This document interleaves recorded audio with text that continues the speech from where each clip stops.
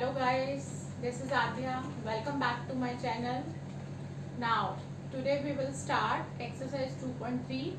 But इसको start करने से पहले आपको मेरी जो पिछली वीडियो है वो देखनी ज़रूरी है, क्योंकि हम एक छोटा सा डिस्कशन कर रहे हैं। उसके लिए आई होप कि आपने मेरी पिछली वीडियो देखी होगी, तभी आपको ये टॉपिक समझ में आएगा। तो हमने लास्ट क्लास में एक टर्म सीखा था ज़ीरो, जिसको मैं बोर्ड पे लिखी हूँ। तो इसके बारे में आपको कंफ्यूजन नहीं होनी चाहिए, क्योंकि कई बच्चों को कंफ्यूजन ये हो जाती है कि जो ज़ीरो है वो ज़ीरो डिजिट है या फिर ये क्या है। तो यहाँ पर हम ज़ीरो डिजिट की बात नहीं कर रहे, आई मीन कि हिंदू अरेबिक ज़ीरो की बात नहीं कर रहे। यहाँ पे हम इस टर्म ज़ीरो की बात कर रहे हैं, जिसको प्रीवियस क्लास में हमने समझा था कि ज़ीरो क्या होता है। अगर किसी वेरिएबल की वैल्यू पॉलिनोमियल में डालने पर अगर पॉलिनोमियल की वैल्यू ज़ीरो आ जाती है तो उस वेरिएबल की वैल्यू को हम ज़ीरो डिनोट करते हैं, यानी कि उसको ज़ीरो कहते हैं। लाइक जैसे मेरा अपना एक पर्सनल नाम है और आप सबका भी एक पर्सनल नाम है, तो सबका एक पर्सनल नाम होता है। इन द सेम वे अगर किसी वेरिएबल की वैल्यू पॉलिनोमियल में डालने पर अगर पॉलिनोमियल की वैल्यू ज़ीरो आ जाती है तो उस वेरिएबल की वैल्यू का नाम ज़ीरो पड़ जाता है। तो यही हमने प्रीवियस क्लास में डिस्कस किया था। अब एक छोटा सा टॉपिक इसी से रिलेटेड हम आपके साथ डिस्कस करेंगे। तो आप बोर्ड पर देखेंगे कि कुछ स्टेटमेंट्स हैं जिसको हम ऐसी ओरली समझेंगे। पहली है zero of polynomial.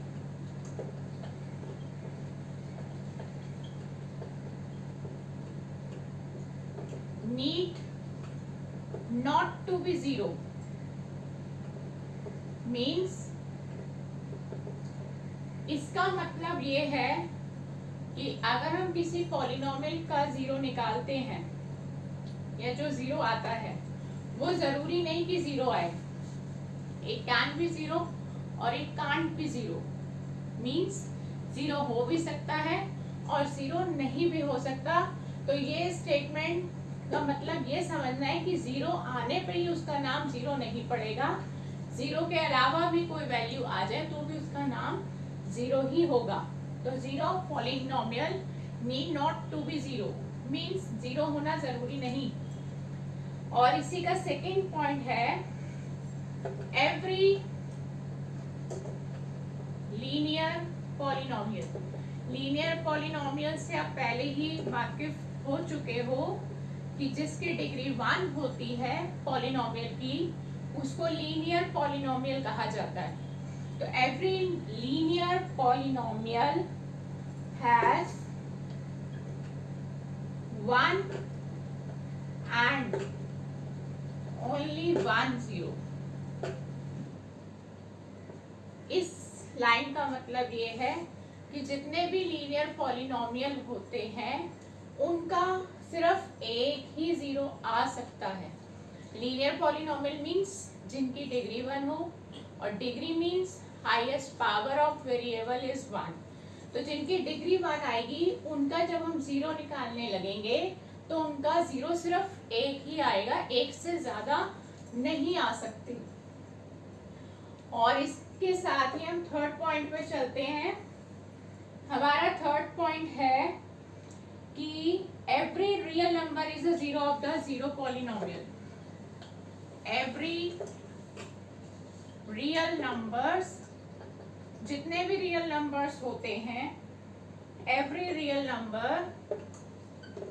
is a zero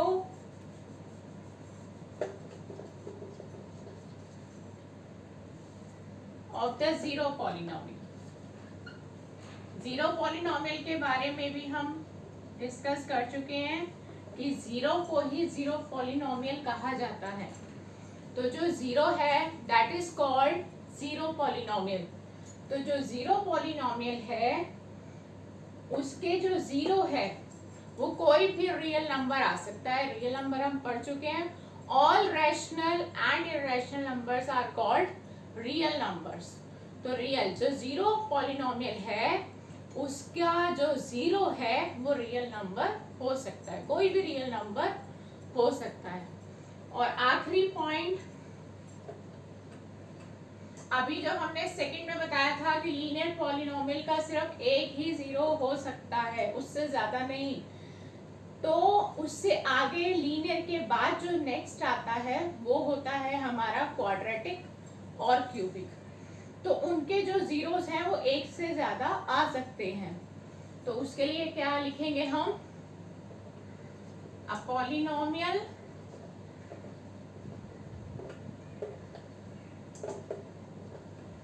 can have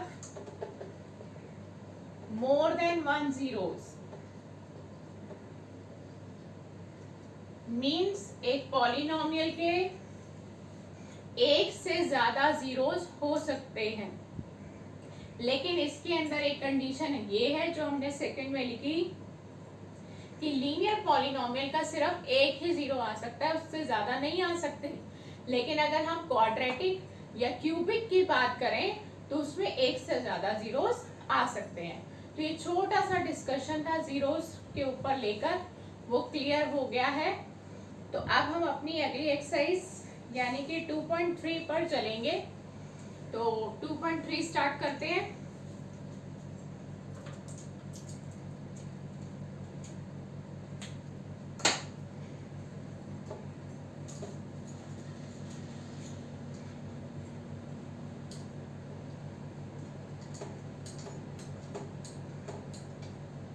exercise 2.3 को स्टार्ट करने से पहले एक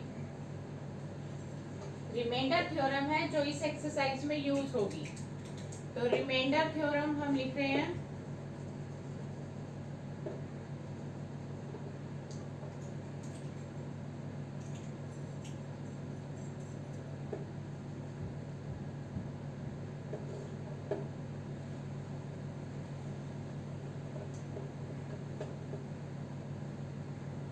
रिमाइंडर थ्योरम क्या होती है।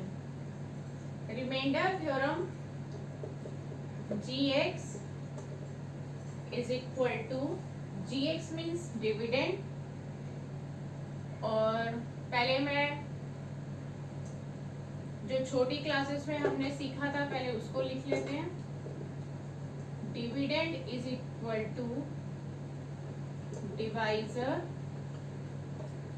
Into quotient plus reminder.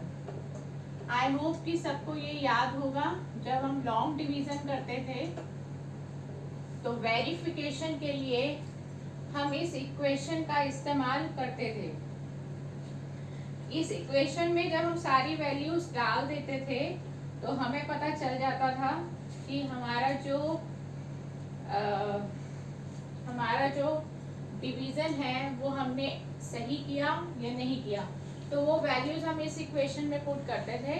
तो ये वही इक्वेशन है जिसको हम पॉलिनोमियल का नाम दे देंगे। तो हमने यहाँ पर पॉलिनोमियल लाइक एक को नाम दे दिया px, ये हमारा डिविडेंड हो गया।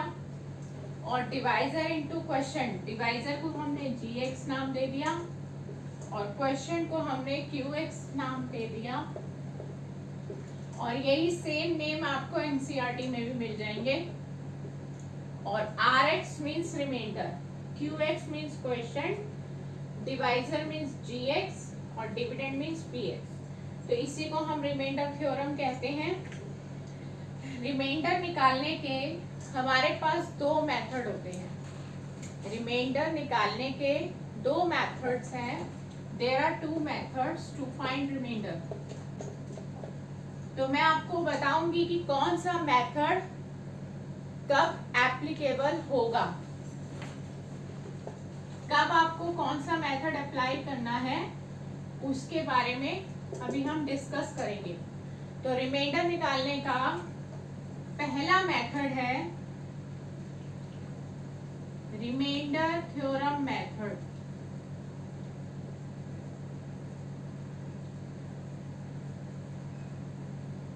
जो कि अभी हम सीखेंगे। और सेकंड है लॉन्ग डिवीजन मेथड, दोनों ही मेथड से हम रिमाइंडर निकाल सकते हैं। अगर हमारे को 1 या 2 नंबर का क्वेश्चन आता है रिमाइंडर निकालने को, तो हम ये वाला मेथड अप्लाई करेंगे, यानी कि 1 मार्कर और 2 मार्कर्स में अगर क्वेश्चन की कैटेगरी आपको दिखाई दे तो आप पहला मेथड अप्लाई करेंगे, और अगर आपको 3 मार्कर या 4 मार्कर की कैटेगरी में क्वेश्चन दिखाई दे रिमाइंडर निकालने का, तो आप सेकंड वन को अप्लाई करेंगे। और दूसरा हिंट, जब आपको कहा जाए डिवाइड दिस, डिवाइड करो, तो आपने सेकंड वाले को यूज करना है। जब सिर्फ डिवाइड वर्ड लिखा हो तो आपने सेकंड मेथड को अप्लाई करना है, और जब लिखा हो फाइंड द रिमाइंडर, कि आपको सिर्फ रिमाइंडर चाहिए, तो आप फर्स्ट मेथड को अप्लाई करेंगे। तो अब मेथड क्या है वो अब सीखेंगे हम, बट आपको ये बता दिया कि किस कंडीशन में कब कौन सा मेथड हमें लगाना है। और ये इक्वेशन है रिमाइंडर थ्योरम मेथड की, जो कि आपने छोटी क्लासेस में सीखी थी। तो अब हम अपनी एक्सरसाइज 2.3 स्टार्ट करते हैं, जिसका क्वेश्चन मैं डिक्टेट कर रही हूँ।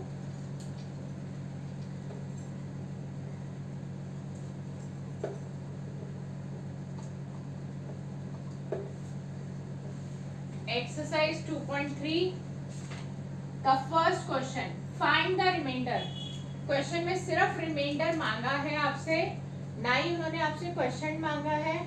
तो जब सिर्फ रिमाइंडर लिखा हो और या 1 या 2 मार्क्स का ही क्वेश्चन हो, तो हम रिमाइंडर थ्योरम मेथड से इस क्वेश्चन में रिमाइंडर निकालेंगे। तो क्वेश्चन एक बार मैं डिक्टेट करती हूँ। Find the remainder when x cube plus 3x square plus 3x plus 1 is divided by this. जिसको डिवाइड करना है उसको हम p लिखते हैं, पॉलिनोमियल p नाम देते हैं, और उसमें x वेरिएबल यूज हो रहा है।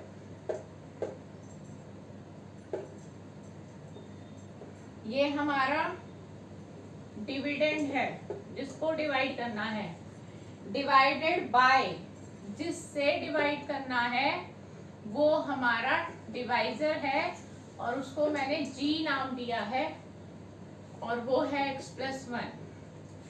जिसको डिवाइड करना है वो डिविडेंड है, और जिससे डिवाइड करना है वो डिवाइजर है। तो डिविडेंड को px नाम दिया और डिवाइजर को gx नाम दिया। ये जरूरी नहीं कि जो नाम मैंने दिए p और g आप भी वही दें, कुछ भी नाम दे सकते हैं। पॉलिनोमियल का ये नाम है, आप नाम कुछ भी दे सकते हैं, लेकिन ब्रैकेट में जो वेरिएबल लिखा गया है वो इस पर बेस्ड है, क्योंकि यहाँ पर सारे x x हैं तो x ही आएगा। तो अब हम करते हैं कि इसको रिमाइंडर को हमें निकालना कैसे है। सबसे पहले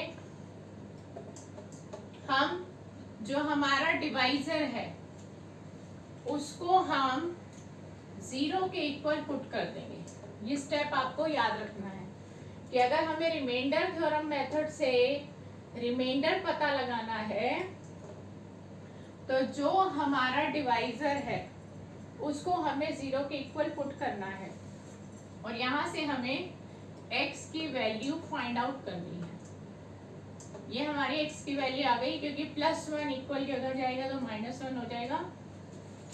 तो x की वैल्यू आ गई -1। उसके बाद सेकेंड स्टेप जो आपको याद रखना है कि ये जो x की वैल्यू आई है ये आपने इस डिविडेंड में डालनी है, इस पॉलिनोमियल में डालनी है। और हमने पॉलिनोमियल की वैल्यू निकालना सीखा पिछली क्लास में, पिछली वीडियो में आपको दिखाया गया था कि पॉलिनोमियल की वैल्यू कैसे निकाली जाती है। तो वो हम दोबारा यहाँ पर देख रहे हैं। x जहाँ जहाँ पर आपको दिखाई देगा उसको -1 से रिप्लेस कर देना है। तो यहाँ पर x है, सबसे पहले तो यहाँ रिप्लेस करते हैं।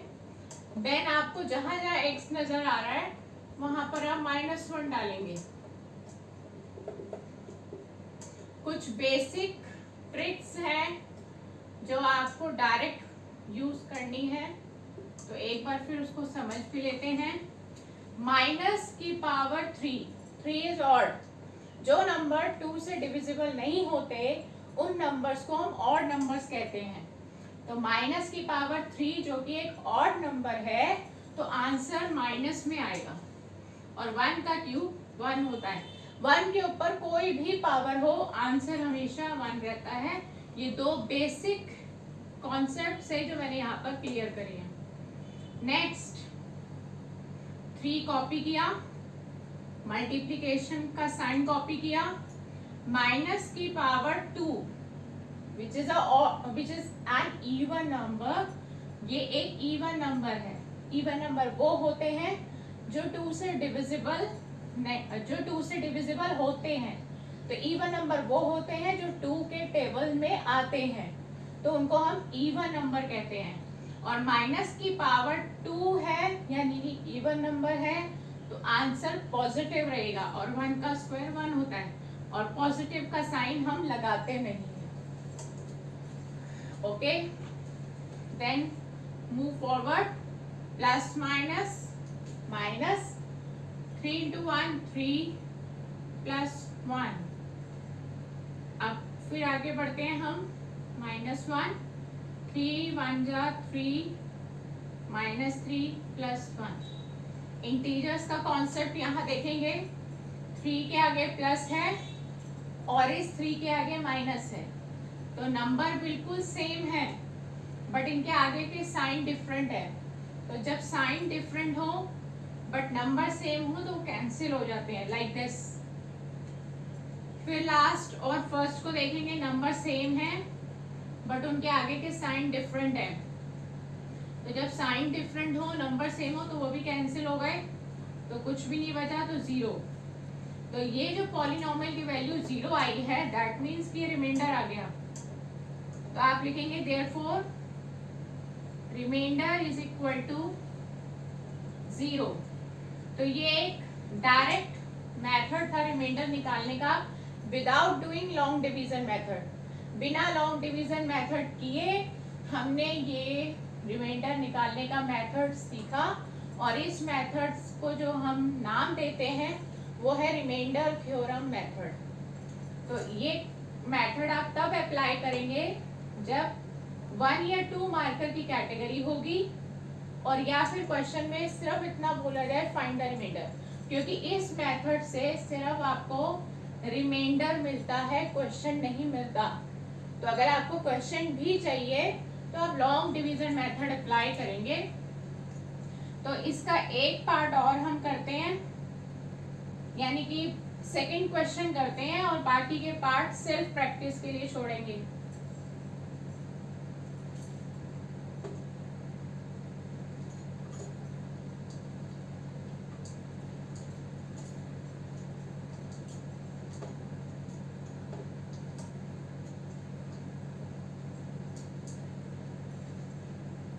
तो इसका सेकेंड क्वेश्चन मैं डिक्टेट कर रही हूँ। Find the reminder. रिमाइंडर पता लगाना है when x³ minus ax² plus 6x minus a is divided bye x minus a। तो बाय से पहले जो लिखा गया पॉलिनोमियल है वो हमारा डिविडेंड कहलाता है, और बाय के बाद का लिखा गया पॉलिनोमियल ऑलवेज डिवाइजर होता है। तो डिविडेंड को हम नाम p दे देते हैं, और वो हमें दिया गया है x³ minus ax² plus 6x minus a। This is called dividend. और अब जो मैं लिखने जा रही हूँ वो है डिवाइजर, और उसको मैंने gx नाम दे दिया। ये नाम हमने अपनी मर्जी से दिए हैं, आप ये नाम कुछ भी दे सकते हैं। तो अब हमें इसमें रिमाइंडर फाइंड आउट करना है। तो रिमाइंडर फाइंड आउट करने का हमने एक मेथड सीख लिया है, और उसी मेथड से हम रिमाइंडर निकालेंगे। तो अब हम सबसे पहला स्टेप फॉलो करेंगे। मैंने पहला स्टेप आपको बताया था कि जो हमारा डिवाइजर है, आप ये देख रहे हैं जो हमारा डिवाइजर है x माइनस ए, इसको 0 के इक्वल पुट करना है। ये स्टेप भूलना नहीं है कि जो हमारा डिवाइजर है उसको 0 के इक्वल पुट करना है। अब ये जो माइनस ए है जो अभी इक्वल के लेफ्ट हैंड साइड में नजर आ रहा है, इसको हम इक्वल के राइट हैंड साइड पर लेकर जाएंगे, लेकिन जो 0 है जो अपनी साइड में है उसको पहले कॉपी कर दो और माइनस ए उधर जाकर प्लस ए हो जाएगा। अब ए में 0 ऐड करेंगे तो ए आएगा। तो ये वैल्यू हमें मिल गई है, ये हमें वैल्यू डिवाइजर से मिलेगी। और अब सेकंड स्टेप जो हमें फॉलो करना है वो ये कि ये जो वैल्यू आई है जिसको मैंने बॉक्स में डाल दिया है, इस वैल्यू को आपने डिविडेंड में पुट कर देना है। तो डिविडेंड में किससे रिप्लेस करना है? x से। जहां जहां x दिखाई दे रहा है वहां वहां उसको a से रिप्लेस करना है। x cube means a cube minus a, x square की जगह a square plus 6x, 6 into a minus a। Is that clear? a cube इसको अभी ऐसी कॉपी करेंगे। यहाँ पर हम लॉ ऑफ एक्सपोनेंट फॉलो करेंगे, बेस सेम है। अगर किसी ने मिस कर दिया या किसी को समझ में नहीं आया तो एक बार दोबारा देख लें। बेस सेम है, बीच में मल्टीप्लाई है, तो बेस को एक बार लिखेंगे और पावर्स ऐड हो जाती हैं। अगर किसी बच्चे को ये डाउट है कि इसके ऊपर तो कोई पावर, कि इसके ऊपर क्या पावर है, तो जहां पर पावर विजिबल नहीं होती वहां पर पावर 1 मानी जाती है। तो बेस सेम है, बीच में मल्टीप्लाई है, तो बेस को एक बार कॉपी करेंगे और पावर्स ऐड हो जाएंगी like this. 6 into A 6a, a cube copy किया एंड 1 प्लस 2 इज 3, तो हम लिखेंगे a की पावर 3। बाकी सबको ऐसे ही कॉपी कर दिया है। ओके, a क्यूब दोनों टर्म्स एग्जैक्टली सेम है, बट इनके जो सामने के साइन है, जो इनके साथ में साइन है वो डिफरेंट है। जिस टर्म के आगे कोई साइन नहीं होता वो पॉजिटिव होता है, यानी कि प्लस और ये माइनस, तो प्लस माइनस माइनस, तो ये दोनों टर्म कैंसिल हो जाएंगे लाइक जैसे मैंने बोर्ड पे किया। प्लस माइनस माइनस, 6 में से 1 गया, 5a, गॉट इट, 5a। तो ये हमारा फाइनल आंसर आया और यही हमारा रिमाइंडर है। तो हमारा जो रिमाइंडर है वो आ गया 5a। तो आई होप कि आज की क्लास में आपको रिमाइंडर जो है वो क्लियर हो गए होंगे कि रिमाइंडर कैसे निकाला जाता है without doing actually long division. बिना लॉन्ग डिवीजन किए भी हम रिमाइंडर फाइंड आउट कर सकते हैं, बट इसका एक ड्रॉबैक है इस मेथड का कि हम इसमें क्वेश्चन पता नहीं लगा पाएंगे, हम इसमें सिर्फ रिमाइंडर पता लगा पाएंगे। तो लॉन्ग डिवीजन मेथड अगर हम अप्लाई करते हैं तो उसमें हमें question as well as remainder दोनों वैल्यूज पता चल जाती हैं। तो ये कम वेटेज का क्वेश्चन हो तो इस मेथड को फॉलो करना है, और या फिर सिर्फ रिमाइंडर मेंशन किया जाए क्वेश्चन में कि रिमाइंडर निकालो, तो भी हम इसी मेथड को फॉलो करेंगे। अदरवाइज हम लॉन्ग डिवीजन मेथड करेंगे जिसमें हमें क्वेश्चन और रिमाइंडर दोनों मिलेंगे।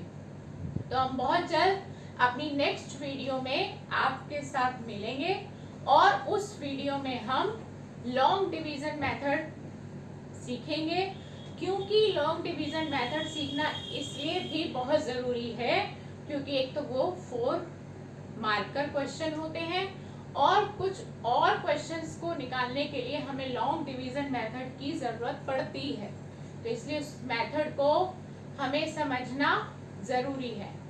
तो आई होप कि अगली क्लास में आप मेरे साथ इसी तरह टच में रहेंगे। तो हम आपसे अगली क्लास में फिर मुलाकात करेंगे। Goodbye, have a nice day.